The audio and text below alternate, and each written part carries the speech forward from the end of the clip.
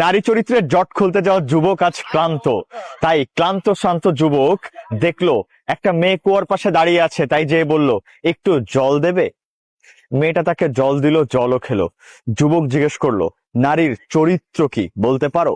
মেয়েটা তখন চিৎকার করলো, বাঁচাও বাঁচাও বলে। গ্রামবাসী শুনে ফেললো, গ্রামবাসী লাঠি সোটা নিয়ে আসা শুরু করলো।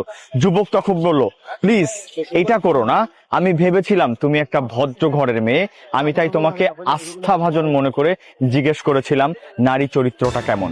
তত সময় চলে এসেছে গ্রামবাসী। মেয়েটি ঝটপট করে কুয়োর পাশে রাখা কলসির সমস্ত জল নিজের মাথার উপর ঢেলে ভিজে যেয়ে গ্রামবাসীকে বলল, আমি পড়ে গিয়েছিলাম কুয়োতে, এই ছেলেটাই আমাকে বাঁচিয়েছে, সে না থাকলে হয়তোবা আমি মারা যেতাম। গ্রামবাসী শুনে খুব খুশি হলো, তাকে পুরস্কৃত করলো, সম্মান জানালো। গ্রামবাসী চলে যাওয়ার পর মেয়ে বলল, বুঝেছো তো নারী চরিত্র নিয়ে প্রশ্ন করাটা কতটা ভয়ঙ্কর।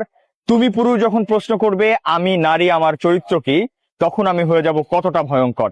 কিন্তু যখন তুমি আমাকে দিবে একটু সম্মান, তখন আমি তোমার জন্য হয়ে যাব জীবন রক্ষাকারী নারী। আর এটাই নারী চরিত্র।